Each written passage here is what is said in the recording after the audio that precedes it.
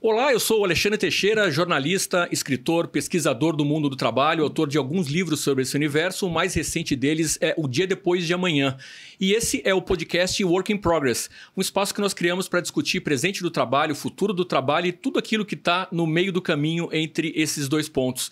O nosso tema de hoje está todo em torno de uma sigla de 3 letras em inglês que representam a conexão entre aquilo que as empresas acreditam que elas oferecem para os seus funcionários e aquilo que as pessoas que estão fora deveriam enxergar, e do outro lado, aquilo que os profissionais que estão lá dentro entendem que recebem da empresa. Essa sigla é EVP e eu vou pedir para o Antônio Salvador explicar para a gente o que é isso. Eu sou o Antônio Salvador, executivo de RH, que passou por grandes organizações como GPA, como HP, e hoje atuo como investidor anjo, advisor de várias startups do setor que olham o futuro do trabalho. Hoje, o papo com a Suzana foi espetacular. Você que está olhando, assistindo esse podcast, vai aprender muito sobre esse conceito de EVP, que EVP nada mais é um conceito surgido aí na década de 2000, que responde a uma pergunta que é: o que eu posso esperar da minha organização? O que a minha organização me oferece e por que eu quero trabalhar em uma organização? Né? E ele abrange aspectos como essa empresa trabalha o tema de recompensa, como essa empresa trabalha o tema de cultura, de liderança, de ambiente de trabalho, quer dizer, tudo que a empresa oferece, não só o dinheiro, né, mas tudo em volta, né, um pouco mais do que o dinheiro, né, muito mais às vezes do que o dinheiro, em benefício da minha troca. A Suzana usa muito a expressão, você vai ver durante o nosso bate-papo, sobre give and get, né? O que eu dou e o que eu recebo. Então foi um papo espetacular com a Suzana, e prestem atenção, ela vai falar um pouco sobre o modelo, o Purple HR Model, né? Ou seja, o modelo de gestão do Nubank, o modelo de gestão roxo, e ela fala muito sobre produtização do RH. Eu acho que achei uma ideia muito bacana. E um outro conceito que eu achei muito legal para vocês prestarem atenção durante o papo ela fala muito sobre como é que o RH, que sempre teve um conceito muito de polícia, né? Como é que a gente vai deixar esse conceito de polícia para desenhar melhores produtos que não precisam de polícia, que não precisam de alguém tomando conta o tempo inteiro, né? Esse papel da babá que às vezes o RH tem que fazer. Então, quem está aí nos ouvindo, aguardem, porque realmente é um espetáculo, é um podcast espetacular, né? É um espetáculo, mas é um podcast espetacular. Esteja com a gente aí. A Suzana está à frente de um projeto de revisão ou talvez de uma criação mais intencional de um EVP dentro do Nubank desde 2023, e durante o episódio ela conta desde o processo inicial de pesquisas internas que foram feitas nos vários níveis da companhia até o final do processo, ou talvez não o final porque ele está em andamento ainda, mas dá para entender toda a trajetória. Se você acompanhar até o final, ela conta como é que é possível fazer esse tipo de coisa sem necessariamente você ter um grande orçamento, o que no final das contas permite ter um desenho de soluções internas tão bem feito, tão caprichado quanto o desenho que se faz, o design que se faz de produtos para o mercado. Então, esse é o nosso episódio do EVP Ultravioleta, que é a cor do Nubank, e a nossa convidada é a Suzana Kubrick.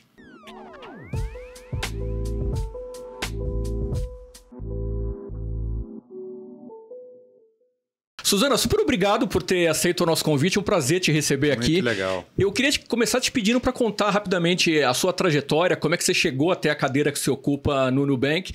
E eu vou te pedir para contar também esse seu parentesco com o Stanley Kubrick. Claro. Bom, prazer estar aqui com vocês. É muito bacana estar aqui para compartilhar um pouco, né? Não só da minha trajetória, mas também dos projetos de impacto que a gente vem fazendo em P&C no Nubank. Legal. Sou Suzana Kubrick, mãe da Sara e da Sofia, profissional de recursos humanos há mais de 25 anos.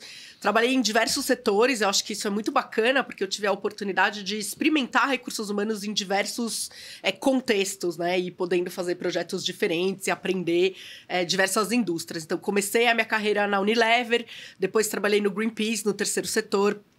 Fiz um período sabático em 2005, quando isso ainda não era moda, né? Isso ainda não estava em voga. O que você fez no seu sabático? Eu fiz uma viagem. Eu fiquei 7, 8 meses viajando pelo mundo, né? Refletindo um pouco sobre o que eu queria da vida, o mundo corporativo. Ainda sem filhos, né? Ainda sem filhos. Eu fiz um sabático desse de 1 ano em 2002. Passei o ano de 2002 mochilando pelo mundo. Que bacana. Nesse meu sabático, eu tinha um blog que chamava Todo Dia é Domingo.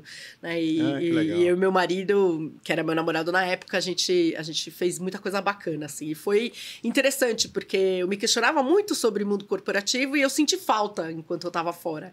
Então, quando eu voltei a trabalhar com recursos humanos em mundo corporativo na Novartis. Fiquei 10 anos no setor farmacêutico, entre Novartis e GSK. Saí de lá e trabalhei na Kantar, que foi a empresa inglesa que comprou o Ibope na América Latina, fazendo toda uma transformação cultural e globalização da empresa. E, por fim, agora estou no Nubank, né? Eu digo que passou um unicórnio roxo pulando na minha frente e não deu para falar não. Uma super experiência de aprender a trabalhar numa empresa de tecnologia, numa startup scaling up, com desafios incríveis e podendo fazer o extraordinário acontecer todos os dias. Você entrou bem no comecinho do Nubank, né? Na verdade, não. Eu entrei em 2021, né? O Nubank foi fundado... Já não era mais garagem, não? Não, já não era. Já tinha quase 10 anos, então... Entendi. Mas teve uma aceleração de crescimento desde então, né? Então, estou há 4 anos e meio lá. Quando eu entrei, eram 2.500 funcionários. Agora a gente já está com mais de 9 mil. Já tinha começado a operação no México e na Colômbia, mas estava bem inicial e bem incipiente. E hoje, como é que é o tamanho do problema? Da oportunidade, na verdade, né? É verdade. Hoje são 9 mil funcionários, nós temos funcionários espalhados em mais de 40 países, com operação em Brasil, México e Colômbia, e com um plano ambicioso de globalização e internacionalização do Nubank. Né? Legal, então, Brasil, primeiro mercado, bacana. Depois México e depois Colômbia. Isso. Bacana. Muito legal. Você está envolvida num projeto grande de renovação, ou, sei lá, uma evolução do EVP do Nubank. Eu queria que você contasse por que foi necessário renovar, repensar o EVP do Nubank. Muito bacana essa pergunta, né? E é um projeto que eu me orgulho muito, que o time fez um trabalho incrível e que a gente vem colhendo cada dia os frutos desse trabalho. O Nubank, até a elaboração desse EVP, né, que a gente vem lançando e comunicando e utilizando há mais ou menos 12, 18 meses, tinha um value proposition muito orgânico, né? Então, isso foi acontecendo organicamente, nunca de uma forma intencional, né? Estudada, pesquisada, trabalhada para desenhar um EVP. E a gente percebeu que depois de 10, 12 anos de empresa, a gente precisava ser mais intencional no perfil das pessoas que a gente atraía e deixar mais claro o que a gente chama do give and get no EVP. Give and get, né? O que você dá e o que você recebe. Tá, tanto do ponto de vista da empresa, como do ponto de vista do candidato ou do colaborador. Uhum. Então, a gente começou a estudar e a entender o que os candidatos, quando almejavam vir trabalhar com a gente, esperavam do Nubank, né? O que eles valorizavam, como é que eles achavam que era trabalhar aqui. Uhum. A gente pesquisou o que os funcionários percebiam, né? Dessa experiência deles como colaboradores, os Nubankers, em trabalhando na empresa, o que eles valorizavam, né? E por que eles permaneciam como funcionários.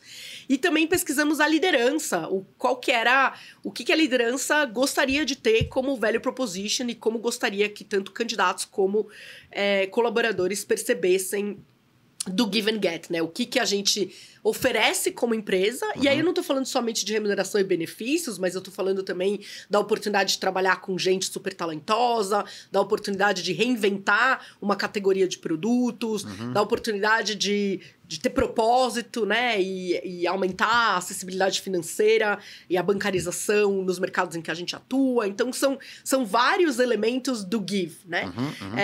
E do give, do ponto de vista do candidato ou do colaborador, é um ambiente super intenso de se trabalhar, né? Porque a gente está realmente fazendo o extraordinário acontecer, mudando como se faz serviços financeiros e fintech na América Latina nesse momento e globalmente no futuro. Então, a gente começou a olhar esse balanço essas 3 visões, né, tanto a do candidato como a do colaborador e a da liderança, elas têm uma intersecção. E é nessa intersecção que é importante a gente trabalhar, né? E a gente fez a gente usou uma metodologia de uma consultoria chamada Universum, que olha dados já disponíveis, né? Então, todas as pesquisas de engajamento, qualquer tipo de outras pesquisas que a gente tinha internamente, isso é utilizado, né, como dado que a gente chama de dado passivo. A gente fez questionários, tanto com funcionários, liderança e candidatos, e alguns focus groups. Então, juntando toda essa informação, olhando essa intersecção, achando os elementos comuns. É super raro achar 4, 5 elementos comuns, né, desses 3 públicos, e no Nubank a gente conseguiu achar. Então a gente percebeu que essa poderia ser a semente do nosso EVP para a gente começar a deixar claro, né, e ser mais explícito do que a gente podia oferecer, do que as pessoas podiam esperar, do que a gente esperava que eles nos dessem em troca e do que eles podiam esperar. Então, todo esse contracting, né, de expectativas podia acontecer de uma forma mais explícita. Legal. E, Suzana, nesse primeiro... Geralmente, quando a gente faz esse primeiro trabalho, principalmente até o time de gestão, a gente tem alguns primeiros surpresas, né? De coisas que a gente... De percepções que, eventualmente, a gente acha que a gente deu, mas as pessoas não percebem. Quais foram as primeiras surpresas que vocês tiveram quando olharam o trabalho, a primeira visão do trabalho? Eu acho que a primeira surpresa foi como a visão da liderança, a visão dos colaboradores estava super alinhada com os nossos valores, né? Então, o Nubank tem 5 valores super fortes que fazem parte da nossa cultura, né? Pra gente, cultura é como a gente vive os valores na prática. Então, queremos que os clientes nos amem fanaticamente. Isso é super presente. Então, as pessoas expressando a oportunidade de fazer a diferença na vida do cliente, de simplificar, de combater a complexidade. Isso aparecia tanto do ponto de vista da liderança como do ponto de vista dos colaboradores. O nosso segundo valor somos donos e não inquilinos. Então, as pessoas com essa vontade de transformar, fazer acontecer, criar história, deixar legado. A gente desafia o status quo, então a questão de você sempre estar sendo desafiado, fazer mais, fazer melhor e rodeado de pessoas super talentosas. Então, o nosso quarto valor é construirmos times fortes e diversos. E, por fim, a gente busca uma eficiência inteligente, né? Então, é uma empresa que ela é muito... Por maior que seja o sucesso que a gente teve, é uma empresa que olha cada centavo, que a gente pensa em cada investimento de tempo, de energia, de pessoas e de dinheiro. Então, acho que tudo isso foi se materializando, né, quando a gente fez as pesquisas. E, por outro lado, a gente percebeu que... isso também aparecia nos candidatos, né? Mas nos candidatos aparecia muito uma questão de... Puxa, o Nubank é uma empresa cool, uma empresa bacana, onde eu vou poder ter qualidade de vida, onde eu vou poder ser eu mesmo, expressar, né, sem limites o que eu sou como pessoa lá dentro. E, realmente, essa segunda parte é verdade, né? As pessoas podem ser elas mesmas, a gente super abraça e fomenta a diversidade, não só de marcadores tradicionais, mas também de pontos de vista, de background, né? Então, a questão da diversidade ela é muito forte. Mas essa questão da qualidade de vida, a gente oferece flexibilidade. Mas é muito intenso trabalhar no Nubank. Então, se alguém tá lá querendo ter realmente um balanço, né? Putz, vou trabalhar das 8 às 5, jogar a caneta e acabou. Muitas vezes não é a realidade. E as pessoas que entravam buscando isso acabavam se frustrando, né? Mas tem uma questão de flexibilidade, onde você trabalha intenso, depois você, né, recupera. Tem a questão, né, do nosso modelo híbrido de trabalho, que também permite muita flexibilidade para os colaboradores e para os candidatos. Mas a gente percebeu que a gente precisava ser mais intencional de deixar clara a expectativa que as pessoas podem ter em relação a esse tema, né? Suzana, nesse tipo de trabalho, você falou, é raro ter esses pontos de intersecção tão bem definidos entre aquilo que a empresa está dando e aquilo que o colaborador, o funcionário, detesta a palavra colaborador, o que o funcionário percebe efetivamente e também a percepção do candidato. Eu te pediria para dizer quais foram os pontos que chamaram a atenção. Você citou os pontos da cultura, mas os pontos de intersecção que chamaram a atenção. E o que não estava alinhado? O que surgiu de surpresa do tipo, a gente achava que projetava certa imagem, essa imagem não estava sendo bem percebida, e que tipo de eventual correção vocês fizeram a partir dessas pesquisas?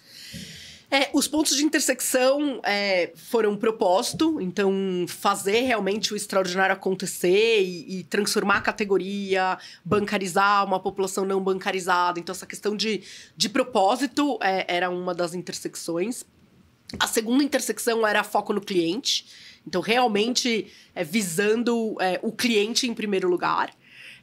E a terceira era a questão de um ambiente onde a gente pode trabalhar com pessoas super talentosas e que isso proporciona carreira, desenvolvimento, né? Desenvolvimento profissional, não só a satisfação, né? E do ponto de vista de desalinhamento, acho que essa questão que eu comentei, né? Da questão da flexibilidade e qualidade de vida, que a gente precisou fazer um pouco mais desse ajuste.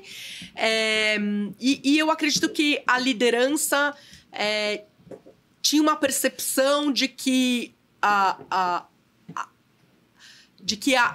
carreira era super bem percebida, né? A carreira, o desenvolvimento era super bem percebida pelas pessoas, né? E isso, às vezes, deixava a desejar, porque a gente não tem um plano de carreira tradicional, a gente não trabalha treinamento formal de uma forma tradicional, então a gente precisava deixar isso um pouco mais claro no give and get com o colaborador. Como é que se faz isso? Como é que você pega esses dois pontos que você citou que não estavam tão alinhados quanto vocês gostariam, e como é que você trabalha para alinhar?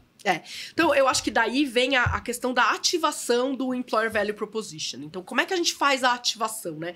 Muita gente confunde Employer Value Proposition com Employer Branding. Então, uma questão é a marca empregadora.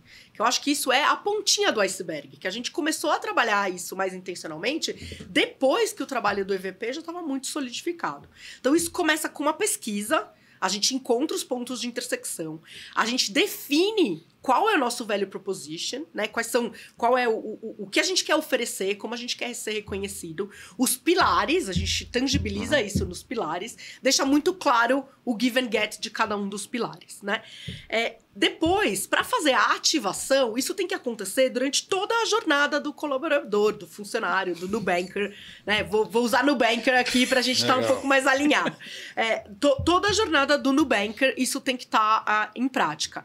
E só depois a gente foi trabalhar a marca empregadora. Eu vou falar um pouquinho daqui a pouco da jornada do Nubanker. Por quê? Porque se você trabalha a marca empregadora, você pode criar uma questão aspiracional do que eu quero oferecer. E aí eu vou projetar na marca empregadora o que talvez não possa ser realidade na prática. Então, a gente começou a incluir em todas as etapas da jornada do Nubanker o give and get. E esse contracting do que você pode esperar e do que eu posso oferecer. Então, começando na entrada, quando você recebe a carta oferta, quando você recebe a sua proposta de trabalho, a gente já foi tangibilizando um pouco mais esses aspectos, sendo mais claro sobre a questão da flexibilidade, né? Como que você interpreta esse work-life balance é muito mais com a flexibilidade que a gente oferece. Como é que você diz para um candidato que ainda nem está na empresa, uma coisa que em português, claro, seria: escuta, a gente é flexível, mas aqui não é moleza, o trabalho é bem pesado, é bem intenso. Como é que você diz isso? E aí, desculpa, só aproveitando, e como é que você diz isso em diferentes países? Quer dizer, houve algum tipo de ajuste de estratégia, de implementação, né, do EVP nos países que vocês atuam? Não? Então, a gente não diz só no momento da oferta, né? Então, isso tem que ser essa questão de ir deixando claro o que esperar, né? E checando o que a pessoa está disposta a oferecer, acontece ao longo de todo o processo seletivo. Desde o tom de voz que a gente aborda o candidato para a primeira entrevista, até a gente treina os entrevistadores para como eles vão ter essas conversas e já ir deixando claro para entender o apetite da pessoa. Então, na hora que ela recebe a carta oferta e isso se tangibiliza num processo de vamos fazer os combinados, isso já não deve ser surpresa, porque você já vai filtrando as pessoas que não se adequam, não estão buscando o que a gente pode oferecer, ou não estão oferecendo o que a gente está buscando. Relativo à sua pergunta, a gente não fez adaptações significativas do nosso EVP para os mercados. Porque hoje a gente está presente em 3 mercados, mas a gente tem uma expectativa de estar presente em mais de 50 mercados. Então, a gente quis ter um EVP que ele fosse possível de globalizar, onde a gente pudesse oferecer... Isso foi uma premissa. Foi uma premissa. E a nossa premissa, aí, levando a um pequeno detalhe, que às vezes é confundindo com o EVP... e que a gente deve tomar cuidado, mas só para deixar bem concreto, a nossa política de benefícios, ela já segue essa premissa. Então, a gente oferece benefícios similares, muito similares, em todos os países que a gente opera. Por exemplo, a licença parental. A gente oferece 4 meses de licença parental, independente de onde o Nubanker está localizado no mundo. Tem países que, por lei, é 2 semanas, né? Mas no Brasil, para mulher, a gente oferece 6, porque nós somos uma empresa cidadã. Mas o pacote padrão do Nubank no mundo inteiro são 4 meses, né? E alguns outros benefícios que, por lei, são exigidos em alguns mercados e que isso não está no nosso pacote global, porque não faz sentido com a nossa política de benefícios. Então, seguindo essa mesma lógica, que a gente tenta ter uma consistência global, a gente não fez adaptações significativas. Né? Então, bacana. Para a gente fechar esse bloquinho sobre EVP, eu te perguntaria quando que começou esse projeto, esse processo? Quais são eventuais métricas e metas que você está olhando em relação a ele? E quais são os próximos passos que vocês estão planejando? E eu também acrescentando aqui já o meu... Que decisões emblemáticas vocês acham que vocês vêm tomando para deixar isso claro, né? Que decisão emblemática, assim, a gente pode botar na parede, mas, puxa, se eu não agir, se eu não tomar aquela decisão que eventualmente eu não preciso comunicar, mas em agir daquela maneira eu estou dizendo qual é o caminho, né? Vou começar pela sua pergunta. Exatamente incluindo nas etapas do colaborador. Então, eu dei o exemplo no hiring, mas a gente também incluiu, né, as mensagens-chaves, esse contracting do give and get em diversas etapas da jornada. Então, no hiring, no momento de performance, no momento de discussões de carreira e desenvolvimento, né, no momento do performance jornada, improvement, né? plan. Então, né, no momento de uma conversa sobre promoção e aumentos de salário. Então, a gente preparou, como resultado desse projeto do EVP, um toolkit para a gente, como área de People and Culture, ativar o EVP nesses diversos touchpoints com o funcionário, com o Nubanker. E isso foram as decisões emblemáticas, porque isso vai permeando e se tornando de uma forma orgânica aquilo que a gente vive internamente. Não está na parede, não foi divulgado, a gente não fez uma comunicação interna dizendo agora este é o nosso EVP. Legal. Porque não é isso que faz a diferença. O que faz a diferença é as pessoas irem sentindo isso na prática.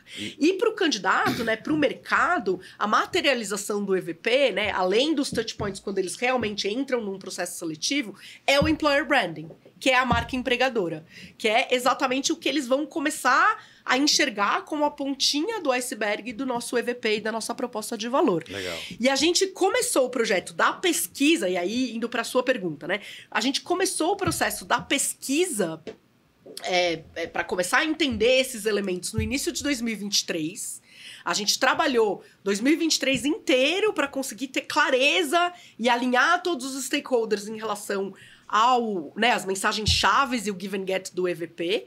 Em 2024, a gente começou, como eu disse para vocês, permear e embedar isso em todas as etapas da jornada. No final de 2024, a gente lançou a nossa campanha de marca empregadora, né? Fazendo o extraordinário acontecer, o futuro é roxo. Começando a dar um pouco mais de visibilidade para as pessoas de forma concreta do que elas podem esperar vindo trabalhar no Nubank. Então, a nossa campanha, ela foi... a gente espalhou por locais icônicos no Brasil, México e Colômbia uma cadeira roxa e começou a criar esse FOMO do que é essa cadeira roxa e do que significa sentar nessa cadeira roxa do ponto de vista de carreira, desenvolvimento e trabalhar no Nubank. E ao redor desse conceito, a gente lançou diversas campanhas, né, nas mídias sociais sobre o que é trabalhar no Nubank. Então, essas ativações, elas continuam acontecendo ao longo desse ano e a gente tem outras iterações sobre isso. Então, a gente fez entrevistas de pessoas passando na rua perguntando para Nubankers o que é ser um engenheiro no Nubank, como é o seu dia a dia, né? O que é ser um business analyst no Nubank, como é o seu dia a dia. E a gente vem aprofundando para deixar mais claro para as pessoas o que é o dia a dia e o que significa trabalhar no Nubank. Tem mais uma pergunta sua que eu ainda não respondi, que foi a questão das métricas. Métricas, metas e próximos passos. Então eu quero endereçar a métrica e o próximo passo antes da gente passar para a próxima pergunta. Claro. Vamos lá. Então, de questão de métrica, eu acho que a gente tem diversas métricas que a gente olha, né? Então, olhando para dentro, a gente olha métricas de engajamento, a gente olha métricas de turnover, né? A gente olha métricas de turnover de pessoas com mais tempo de casa, a gente olha métricas de turnover, porque as pessoas que têm mais tempo de casa, elas podem ter entrado com um EVP com um ângulo. E agora que a gente vem refinando a nossa proposta de valor e a gente precisa fazer esse recontracting, elas podem se questionar, isso faz sentido para mim ou não faz sentido para mim. E a gente vem tendo o nosso turnover o mais baixo de todos os tempos, tanto de pessoas com mais tempo de casa como de menos tempo de casa. Você acha que isso tem ligação com esse trabalho do EVP? Eu acho que sim, porque você vai alinhando o propósito e você vai alinhando o que é esperado e você vai atraindo pessoas que têm mais afinidade, né? E aderência com o que é esperado, né? Legal. E para fora, a gente mede, da mesma forma que os profissionais de marketing medem os atributos de marca, a gente faz um trabalho semestral de brand tracker, onde a gente mede awareness, consideration, né, conversão no funil. Então, a gente vai medindo os nossos atributos de marca. E aí, isso é feito por mercado. Então, a gente tem uma ótica no Brasil, no México e na Colômbia. Claro. Né? Para entender como é que a gente tem a percepção de marca. E isso varia. Então, no Brasil, a gente tem uma marca empregadora muito forte. Na Colômbia, a gente tem uma marca empregadora um pouco menos forte que o Brasil, mas mais forte do que o México. Porque, né, o Davi Vélez é muito conhecido na Colômbia. O Nubank, por mais que ainda não seja tão grande na Colômbia, é uma marca bastante forte e reconhecida. E no México é onde a gente tem mais desafio. Então, a gente vem investindo muito intencionalmente em todo o trabalho de employer branding para poder criar essa aspiração de eu quero trabalhar no Nubank, eu considero trabalhar no Nubank e transformar a nossa marca empregadora em mais conhecida e mais forte no mercado de tecnologia no México, né? Então, como próximos passos, a gente vem fazendo um trabalho intencional das campanhas, a gente vem fazendo um trabalho intencional principalmente no México, e a gente vem criando um playbook, um toolbox para conseguir expandir essa marca empregadora em próximos mercados. Então, como a gente tem um plano de internacionalização bastante audacioso, a gente já está pensando, na hora que eu for expandir para um mercado 4, 5, 6, 7, 10, como é que eu ativo a minha marca empregadora para conseguir atrair rapidamente os talentos no perfil que a gente necessita e alinhado com os valores e com a cultura da empresa. E, Suzana, você falou de um tópico que eu queria só explorar contigo, ver com a tua visão. É óbvio que a marca empregadora também tem a ver com a própria marca da companhia, né? Ou seja, o Nubank deveria ser diferente mesmo, porque o Nubank é muito hoje conhecido no Brasil, né? Está presente como organização, né? E a associação com marca empregadora às vezes começa a ficar mais fácil. Como é que você trabalha com a área de marketing, né? Por exemplo, você vai para um novo mercado, que o Nubank ainda não é o Nubank que é conhecido no Brasil, né? Mas você tem que criar uma marca empregadora. Como é que vocês trabalham em parceria? É uma excelente pergunta. É um trabalho super de mão dada. Então, a gente não fez nada da marca empregadora sozinhos. Então, a gente fez sempre alinhado com o marketing. Porque, na verdade, eu até gosto de uma frase que o Davi fala muito, que é os nossos clientes, eles não compram somente o nosso produto. Eles compram a nossa cultura. Eles consomem a nossa cultura. A nossa cultura é o que se traduz na nossa estratégia. E a estratégia se traduz em produtos. E a marca empregadora é exatamente isso. É a tangibilização da nossa cultura. Então, precisa estar muito alinhada com a marca do produto, né? Com o Nubank como uma marca institucional. Então, a gente não fez nada sozinho. Então, a gente fez a pesquisa para entender os atributos do EVP. Na hora que a gente tinha o EVP muito solidificado, a gente sentou junto com o marketing e falou como é que a gente traduz isso numa marca empregadora. Então, é sempre super colaborativo. E a gente já teve essa discussão, né? O que eu lanço primeiro no mercado? A marca do produto ou a marca empregadora? É melhor lançar a marca do produto primeiro e eu vou fazendo um trabalho mais silencioso da marca empregadora, ou eu lanço a marca empregadora para depois lançar a marca do produto. Então, tudo isso são discussões que estão acontecendo para que a gente consiga montar essa caixinha de ferramentas para lançar os próximos mercados de uma maneira alinhada e síncrona com a marca empregadora e marca da empresa, o marketing e a nossa área de employer branding. Legal. E aí, só ainda uma pergunta. Primeiro, cara, eu acho que assim, olhando tudo que eu tenho visto no mercado, realmente é um trabalho fantástico, porque eu vejo muitas vezes o EVP, as pessoas olham para falar para candidatos e depois isso vira cartazes e se perde numa companhia, né? E o EVP, na realidade, tem que estar em todos os processos, né? Toda conversa, todo momento importante, você tem que relembrar e ajustar expectativas, né? Como na vida. Com base na tua experiência, que você passou por vários setores, e quando vocês receberam um relatório, né, primeira visão, e é muito raro, né, você ter essas vamos dizer, interseções de percepção dos Nubankers e do que vocês queriam, né, essas interseções, achar 4 interseções fortes e tal, é raro, né, assim, na tua experiência, na minha também, é raro. O que você atribui, né? Olhando, você passou por outros setores, por outras organizações, o que o Nubank fez de diferente? O que os fundadores, o que a liderança, o que vocês do time de gestão fizeram diferente para que vocês conseguissem, mesmo sem ter um EVP intencional, né? Mas você conseguirem chegar nessas interseções claras, né? Com os Nubankers? Excelente pergunta. Acho que tem alguns pontos, né? O principal deles é a cultura. Eu acho que a cultura do Nubank é um diferencial competitivo muito grande.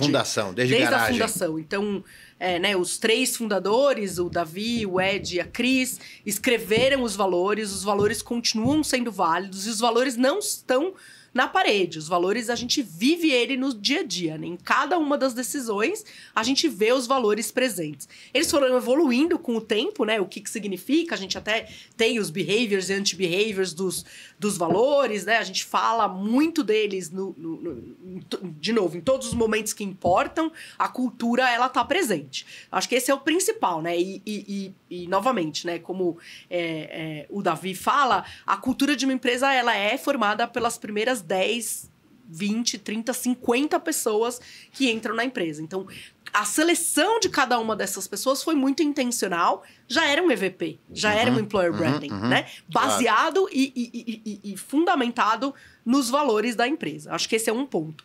O segundo ponto é que a nossa liderança, ela é muito mão na massa.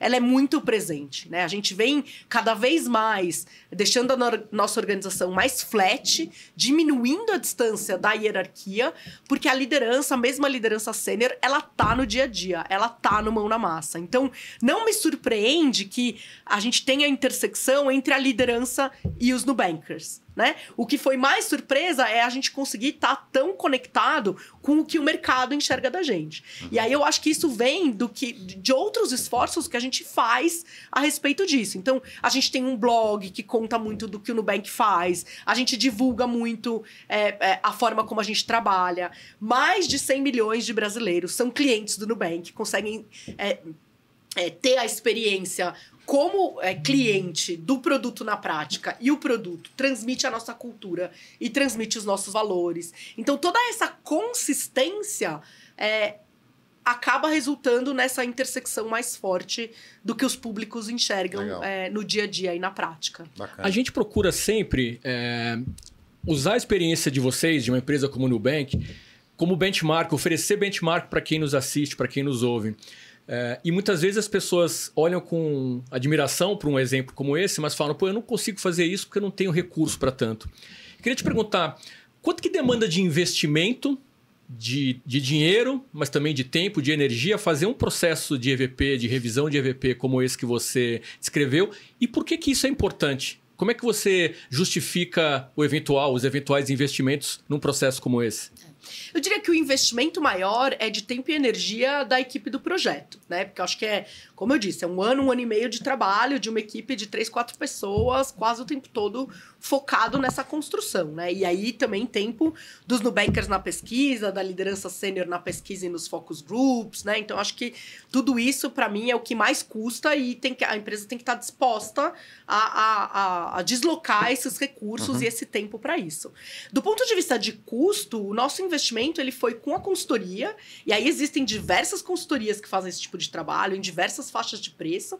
E, de novo, né, não necessariamente você precisa usar a consultoria, né? Dá para entender, pesquisar metodologias e você mesmo fazer caseiro, dependendo do tamanho da empresa, para conseguir ter essa riqueza de dados para poder embasar e tomar as decisões.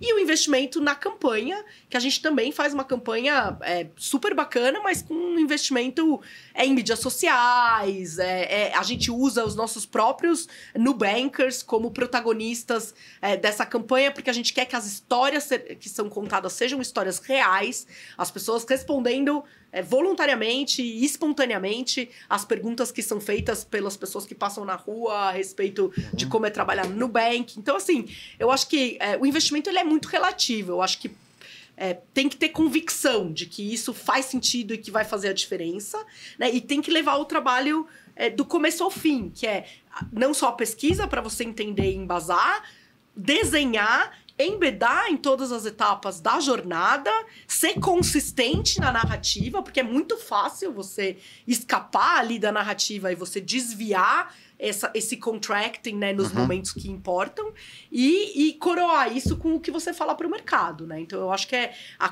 o mais importante é você ter essa convicção, né? E eu acho que faz muita diferença, porque eu acho que com isso você consegue... da forma como a gente está metrificando, né? A gente consegue ter uma maior conversão no funil de recrutamento, a gente tem uma aderência maior nos valores e na cultura das pessoas que a gente está contratando. A gente tem um turnover mais baixo, e isso impacta em custo de contratação, de treinamento, de desenvolvimento, etc. A gente tem um maior engajamento, o que faz com que as pessoas produzam mais felizes, melhor, tendo mais impacto. Então, eu vejo muitos resultados tangíveis e intangíveis de um trabalho tão robusto e tão consistente como esse. Muito legal. Essa questão do investimento em políticas de recursos humanos, políticas de gestão de pessoas, é um bom momento para a gente fazer um break aqui para um dos nossos quadros aqui, que é o momento LG Lugar de Gente.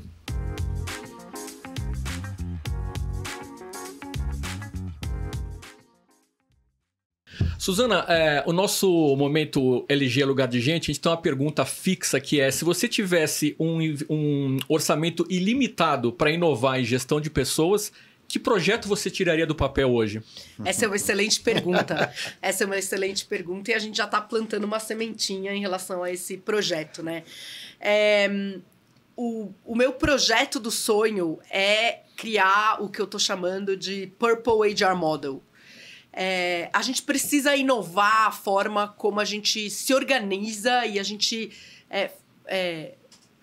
faz recursos humanos nas empresas. Vou explicar um pouco melhor. O meu sonho é a gente conseguir produtizar recursos humanos. Da mesma forma que as empresas de tecnologia e as empresas que usam as metodologias ágeis criam produtos focados em dores reais e problemas reais dos clientes e tratam esse produto do começo ao fim. Então, eles fazem um discovery, eles fazem um MVP, encontra product market fit, rollouta para 3 a 5% da base de clientes, depois rollouta para 50%, testa, erra, volta, itera, inova, lança de novo e continua nesse fluxo contínuo de melhoria e de lançamento de novas features. Eu quero fazer isso dentro de recursos humanos. E isso vai transformar não só a nossa forma de pensamento e de criação de produtos de recursos humanos, mas vai ter que transformar a forma como a gente se organiza dentro da área.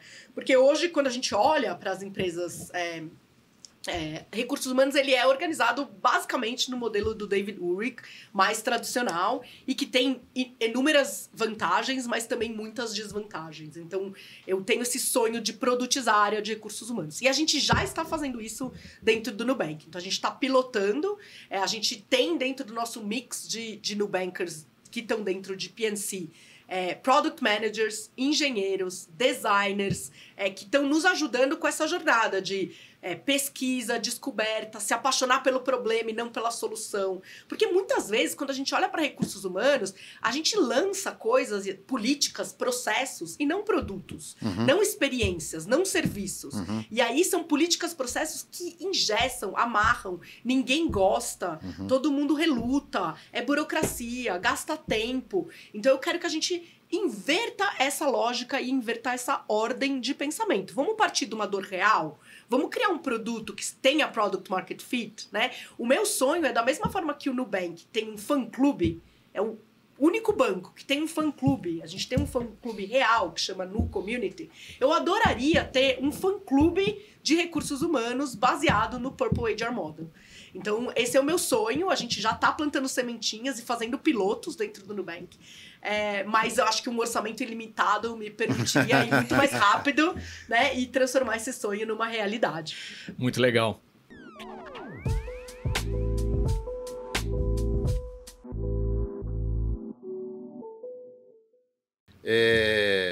Suzano, aproveitando aí o Purple Operating Model, né?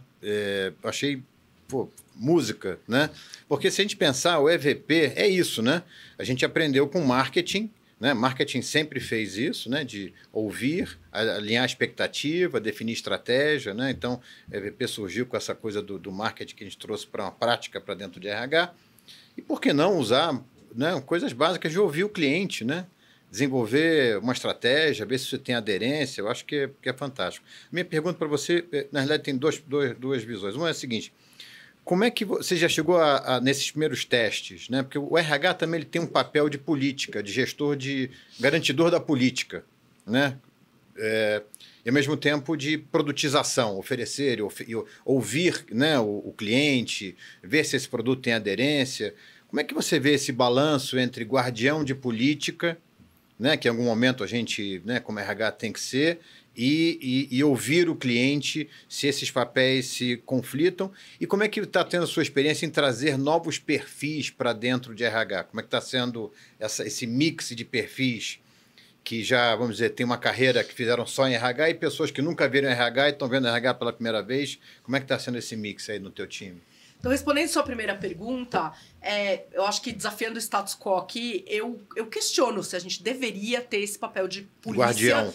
E de guardião das políticas. Eu acho que a gente faz isso porque as políticas e os processos, eles não são criados pela ótica do cliente. Então, eu tenho que ficar punindo, vigiando, policiando, sendo guardião, porque aquilo não está redondo e vai ter um mau uso, né? Entendi. Se eu me apaixono pelo problema, e algumas políticas elas existem, elas não fazem nenhum sentido. Perfeito. E aí você tem que ser guardião de uma coisa que não faz nenhum sentido. É um trabalho muito ingrato, né? E que ninguém gosta de fazer. Então, se a gente parte de uma dor real do cliente, e aí quem é o cliente? A gente tem que decidir as personas dos clientes. Então, às vezes, o cliente é o management team, é o C-level da companhia. Às vezes, o cliente é o senior leader. Às vezes, o cliente é o individual contributor. Né? Às vezes, o cliente é o individual contributor, engenheiro de tecnologia. Às vezes, o cliente é o individual contributor da área de operação e atendimento ao cliente.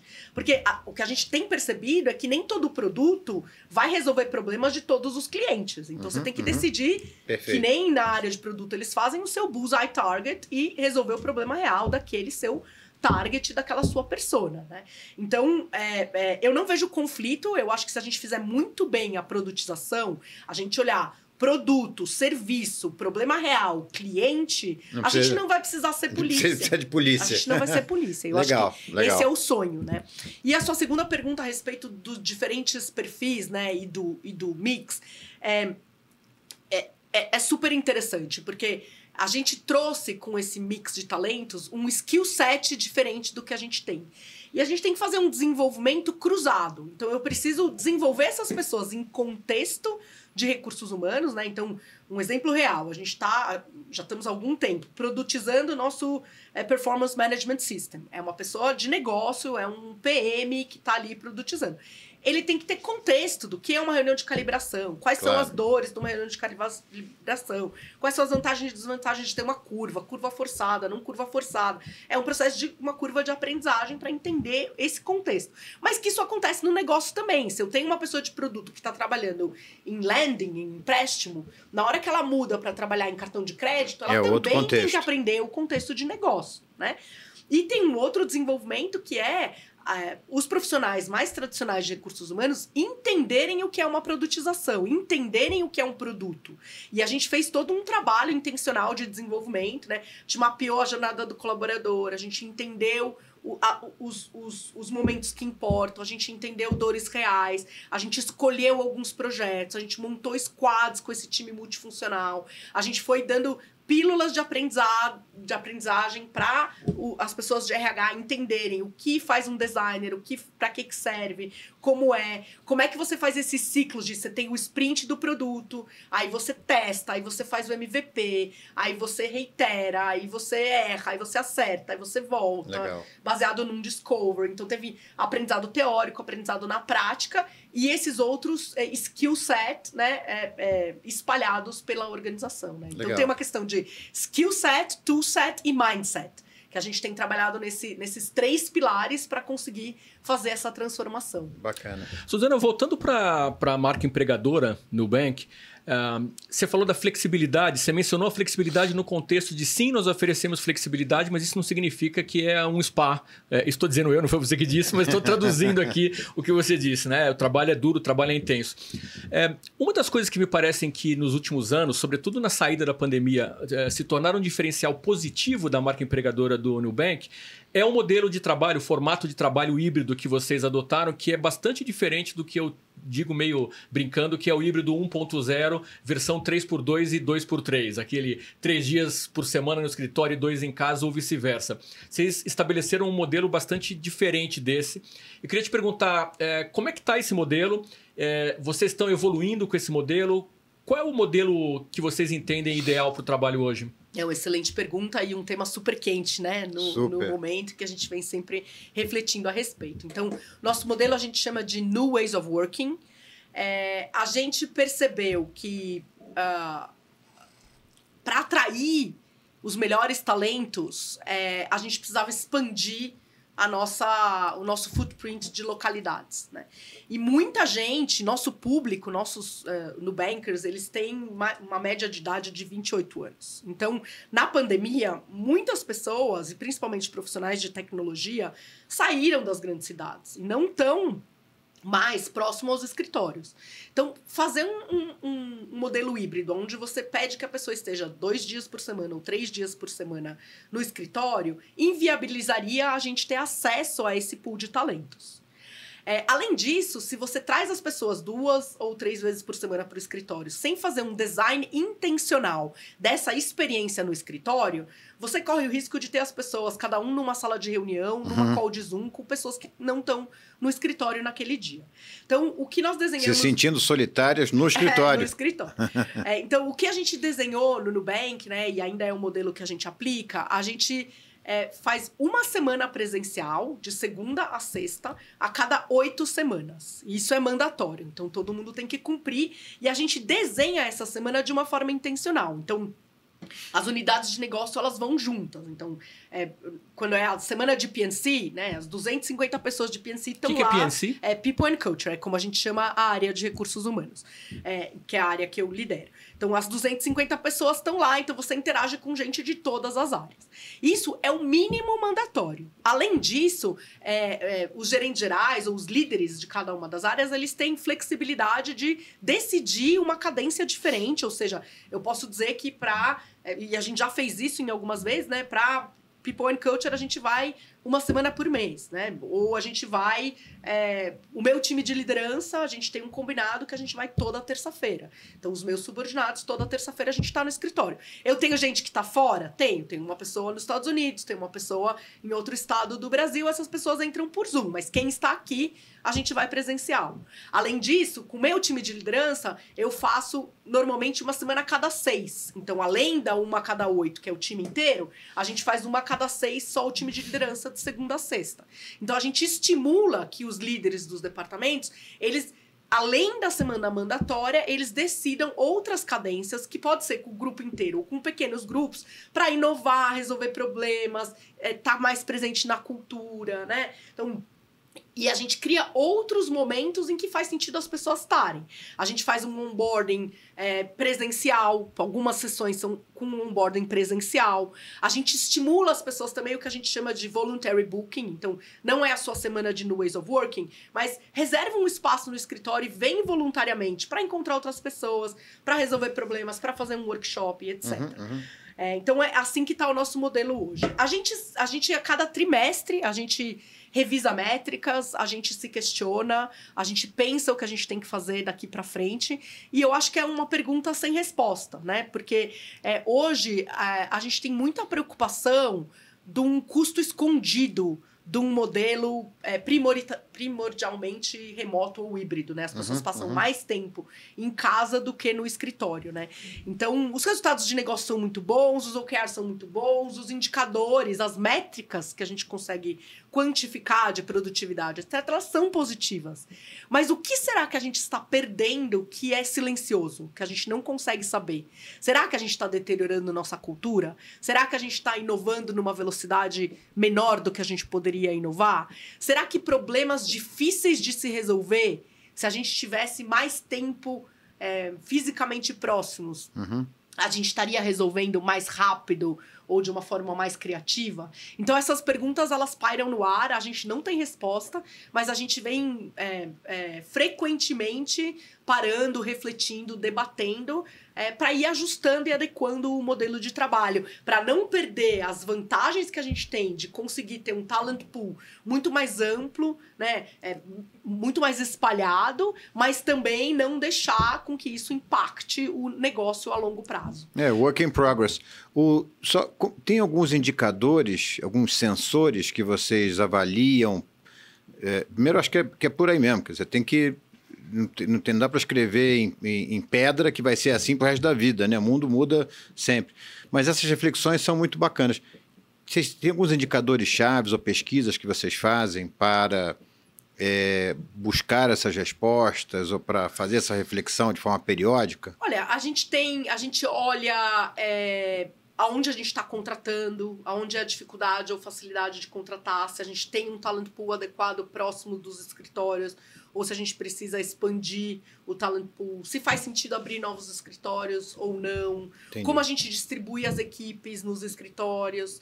E as métricas, acho que as melhores métricas de produtividade são resultados de negócio, que são os OKRs, claro, que a gente estabelece a cada semestre e que a gente mede se a gente está atingindo ou não está atingindo, né? Então, acho que essas são as principais métricas. Legal. E, obviamente, outras métricas que eu já mencionei aqui no contexto do EVP, que é engajamento, claro, turnover, percentual de aceite das propostas que a gente faz, conversão no funil, tudo isso são métricas que também podem alimentar essa discussão do modelo de trabalho. Legal. Né? Essa ideia de rever o modelo a cada 3 meses que você falou é uma boa deixa para a gente fazer mais um break aqui para o nosso quadro, que é o Momento Work in Progress.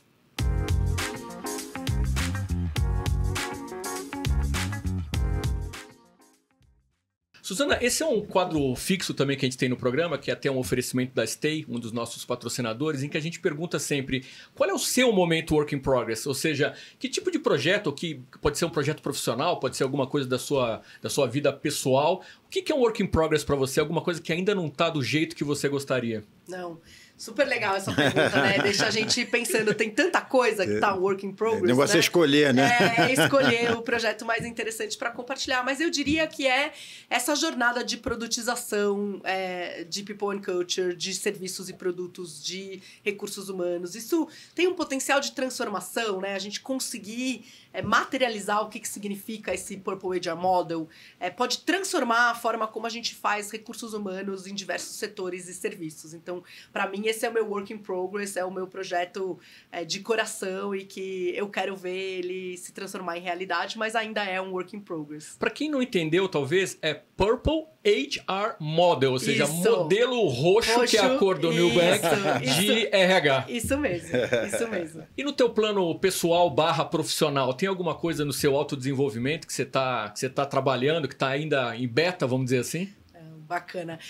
Do meu plano pessoal, eu quero aprender a codar. Eu acho que com esse boom de inteligência artificial e com essas oportunidades de vibe coding, eu tenho estado muito interessada em aprender código, aprender mais de tecnologia e usar a inteligência artificial ao nosso favor para simplificar, a gente lançar e oferecer soluções que possam ser mais tecnológicas, automatizadas e que possam simplificar o nosso trabalho e dar mais tempo para a gente poder focar no Purple HR Model. Legal. Muito bom.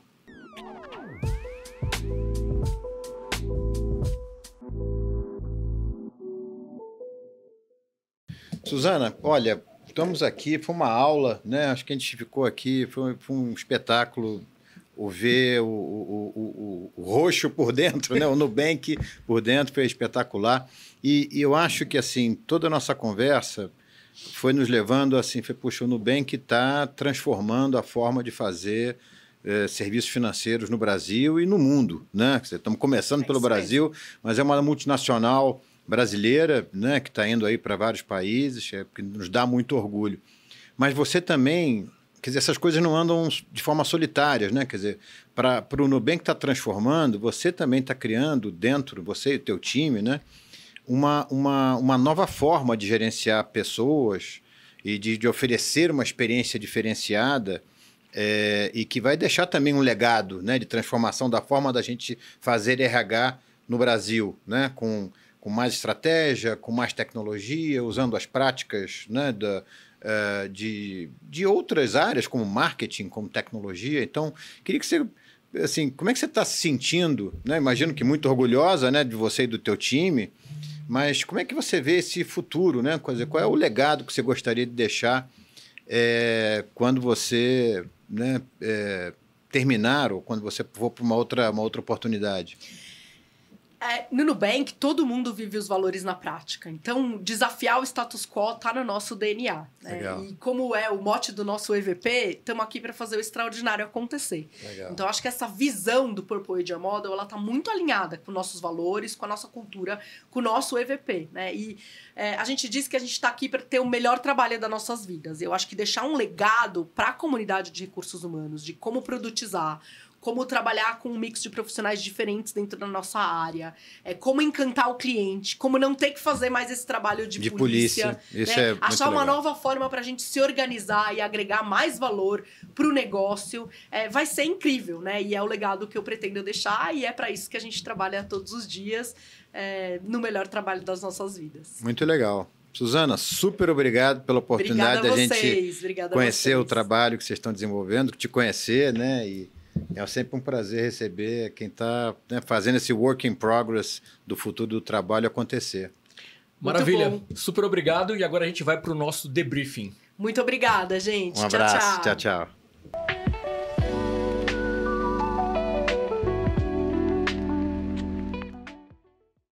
Pô, foi realmente um papo espetacular, né? Adorei, assim, eu conheci alguma coisa sobre o Nubank, né? Mas não conhecia assim com tanto detalhe. Foi uma aula aí da Suzana, está fazendo realmente um trabalho muito bacana. O que me destacou muito é esse conceito, que realmente, assim, eu já fui diretor de RH de grandes organizações e tudo, e o RH sempre tem, às vezes, aquele papel de polícia, né? E se você pensar no fundo, você precisa de polícia quando o desenho não está claro, né? Polícia no sentido de forçar o cumprimento de processos, procedimentos. De políticas, né? De ser o guardião das políticas. Cara, mas você precisa ser guardião. Guardião significa que você precisa explicar, guardar alguma coisa, né? Quando você desenha bem o produto, quando você pensa realmente o produto com a cabeça do cliente, você não precisa ter guardião, né? Então eu achei esse conceito muito interessante. Eu acho que isso pode revolucionar a forma como a gente está trabalhando RH. Gostei muito também para você ver, né? Quer dizer, quando eles fizeram o trabalho de EVP e tiraram a primeira fotografia, acharam várias interseções entre o que pensava a liderança e o que pensava os funcionários. É raro isso.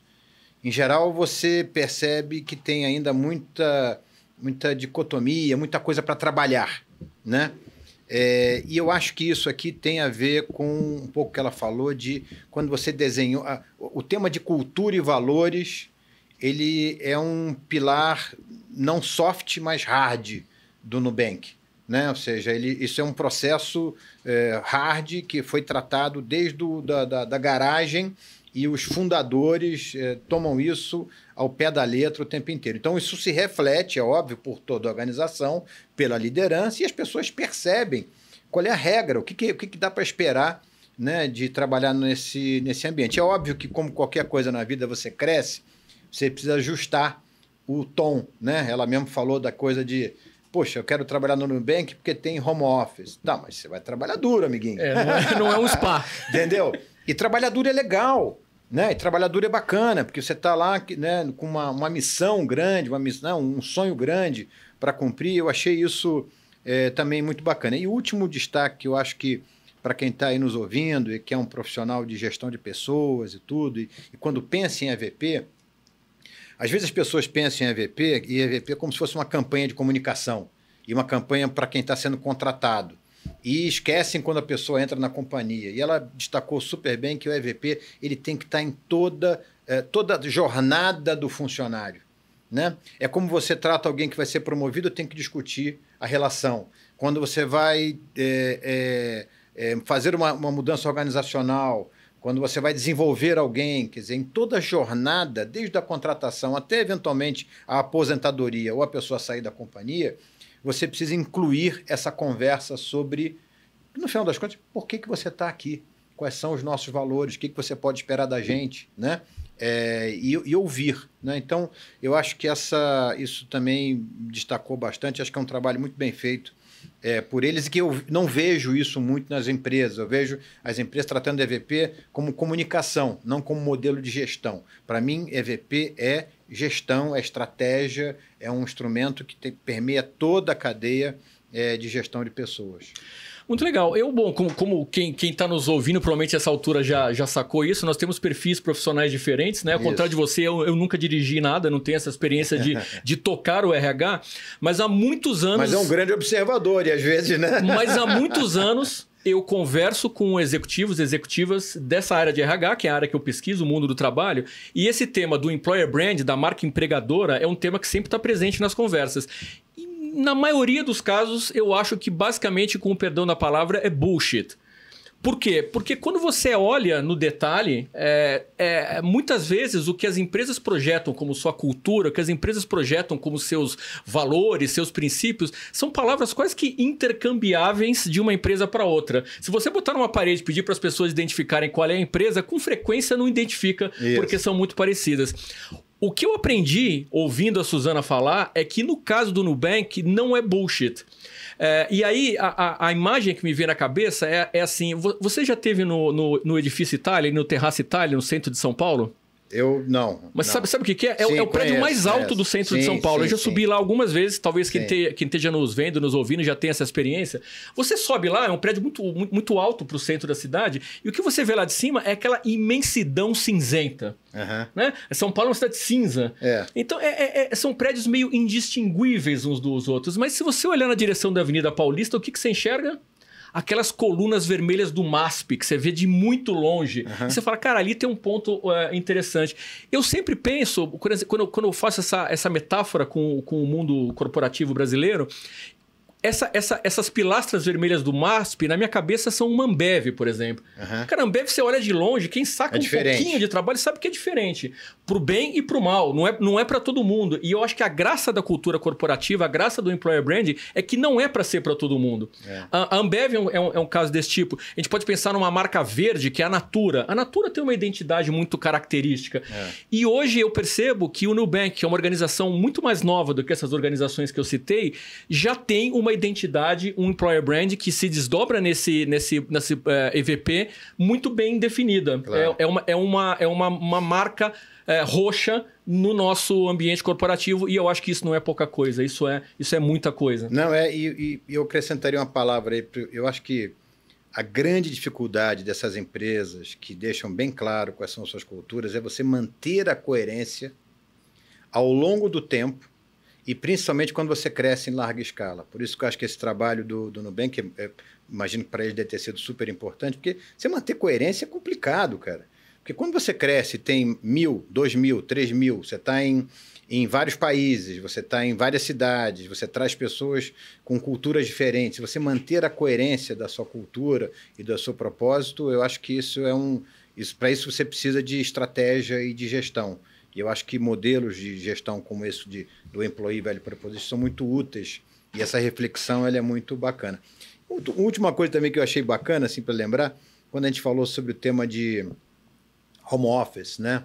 E esse modelo bem, vamos dizer, inovador, né? No mundo de hoje, está todo mundo voltando ao presencial e eles manterem isso. Mas a coisa do tipo, olha, estamos assim, né? A gente viu isso um pouco no episódio do Bosa também, né? Com o iFood. Olha, estamos assim. Isso não quer dizer que a gente vai ser assim para a vida inteira, né? E você permanentemente ter a capacidade de work in progress, né? Eu acho que é o mote do nosso podcast, de você permanentemente revisar, né? E, olha, eu não vou escrever em pedra.